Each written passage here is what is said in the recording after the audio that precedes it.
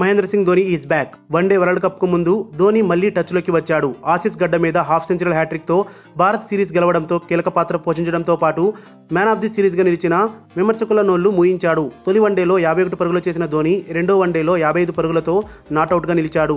Series విజేతను నిర్ణయించే 3 మ్యాచ్ల్లో 87 పరుగులతో నాటౌట్ గా నిలిచి సత్తా చాటాడు. గత ఏడాది 13 ఇన్నింగ్స్ లో ఒక అర్ధశతకం కూడా సాధించిన ధోని ఈ ఏడాది ఆడిన 3 వన్డేల్లోనూ హాఫ్ సెంచరీలు సాధించడం విశేషం. హ్యాట్రిక్, హాఫ్ సెంచరీలతో మహి అర్ధశతకాల సంఖ్య 70కి చేరింది. మూడో వన్డేల్లో ధోని ఆట హైలైట్ అని చెప్పుకోవచ్చు. ఈ మ్యాచ్లో టాప్ స్కోరర్గా నిలిచిన మహి 4వ వికెట్కు కేదార్ జాదవ్తో కలిసి శతక భాగస్వామ్యం నెలకొల్పారు. స్లో వికెట్ కావడంతో చివరి వరకు ఆచితూచి ఆడిన ధోని ఆసీస్ ఆటగాళ్లపై ఒత్తిడి పెంచాడు. తనదైన స్టైల్లో మ్యాచ్ను మలుపు తిప్పాడు. టాప్ 3 ఆటగాళ్లెవరూ అర్ధ సెంచరీ సాధించుకున్నా భారత్ విజయవంతంగా లక్ష్యాన్ని ఛేదించడం గత 3 ఏళ్లలో ఇది 3వసారి కావడం గమనార్హం.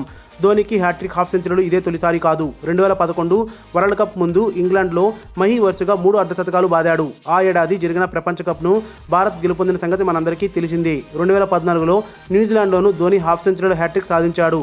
జట్టు విజయం సాధించిన అత్యధిక సందర్భాల్లో నాటౌట్గా నిలిచిన ఆటగాడు ధోనినే కావడం విశేషం. మహి 46 సార్లు నాటౌట్గా నిలవగా తర్వాతి స్థానంలో జాంటీ రోడ్స్ 33తో ఉన్నారు. భారత్ తరపున అత్యధిక స్కోర్లు, మ్యాన్ ఆఫ్ ది సిరీస్ సాధించిన ఆటగాళ్ల జాబితాలో ధోని 7 రెండో స్థానానికి చేరుకున్నాడు. సచిన్ 15 తొలి స్థానంలో ఉండగా యువరాజ్ సింగ్, కోహ్లీ, గంగూలీ 7 సార్లు చొప్పున మ్యాన్ ఆఫ్ ది సిరీస్గా నిలిచారు. మరిన్ని అప్డేట్స్ కోసం మన ఛానల్ని సబ్స్క్రైబ్ చేయండి.